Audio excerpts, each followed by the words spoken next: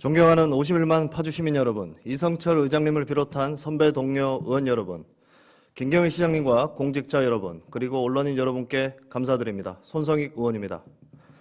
오늘 본 의원은 파주시 광급공사에서 발생한 부실공사에 대해 문제점과 대안에 대해 발언하고자 합니다. 우리 파주시는 파주 시민들의 삶의 질 향상을 위해서 매년 수억 원에서 수십억, 수백억 원의 사업비로 공공건축물을 많이 짓고 있습니다. 그런데 지난해 12월 준공 허가 후 임시 개관한 파주 청소년 수련관이 한 달여 만에 크고 작은 하자가 적출되어 운영이 중단돼 시민의 불편을 초래하고 있습니다. 260억 원의 시민의 혈세가 투입된 청소년 수련관이 개관한 지 한 달이 채 되지 않아 휴장을 하고 재보수공사를 해야 한다는 것이 납득이 가지 않습니다. 청소년의 꿈을 꾸게 하고 키워져야 할 청소년 수련관이 부실공사로 인해 청소년의 꿈을 앗아가고 있는 것입니다. 광급공사는 시민 개인이 신축하는 것보다 더 비싼 설계비와 더 비싼 광급자재 그리고 현장 소장과 감리까지 완벽한 체계를 갖추고 있음에도 하자가 끊임없이 발생하는 건 상식적으로도 이해할 수 없는 현실입니다.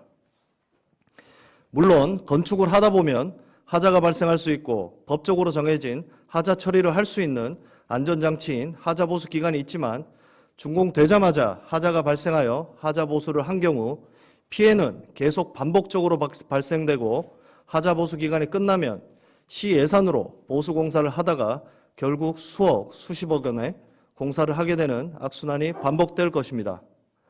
따라서 본 의원은 파주시의 부실공사 방지에 대한 대책을 요구하고자 합니다. 첫째, 최소한 건설업 및 건축업 관련 자격증 소지자 또는 일정 교육을 이수한 자가 현장에 단 한 명이라도 존재해야 하며 발주된 공사들을 철저히 감시하고 검사해야 합니다. 품질 관리의 강화와 현장 감독의 적절한 역할이 필요합니다. 공공건축 자문단을 운영하여 설계 단계에서 이용자, 건축 전문가, 설계자, 사업주관 부서로 구성된 자문단을 구성해 설계 도서 및 내역서를 면밀히 검토하고 공사 시공 단계에서는 건축 시공 등 분야별 전문가로 구성된 외부 감독관을 구성해 월 1회 이상 공사 현장을 점검해야 합니다. 둘째, 지속되는 사업에 대해서는 공정별 표준 설계도를 만들어서 규격화하고 부실공사 하자를 방지하기 위해 발주 시 엄격한 품질 기준과 규제를 시행해야 합니다.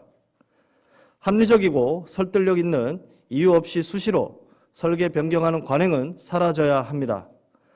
또한 강력한 법적 조치를 통해 공사업체들의 책임을 명확히 하고 향후 부실공사 하자 발생을 예방해야 합니다. 셋째, 시민들은 발주되는 공사들에 대한 정보를 투명하게 얻을 수 있어야 합니다. 공사의 진행 상황, 품질 보증, 감사 결과 등에 대한 정보를 적극적으로 제공해야 합니다. 넷째, 시민들은 도시의 발전에 큰 관심과 열정을 가지고 있습니다. 시민들의 의견을 적극적으로 수렴하고 공사 계획에 대한 투명한 의사결정 프로세스를 구축해야 합니다.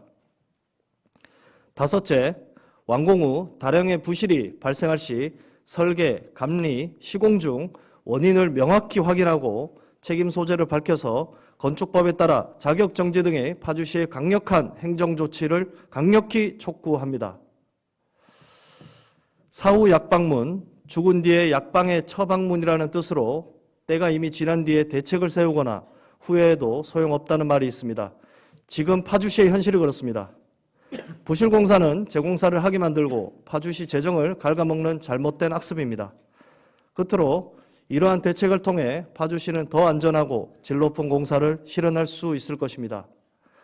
본 의원은 김경일 시장님을 비롯한 공무원분들께 지속적인 노력과 관심을 당부드리며 시민들의 안전과 행복한 생활을 위해 함께 노력해 주시기를 간절히 바랍니다. 감사합니다.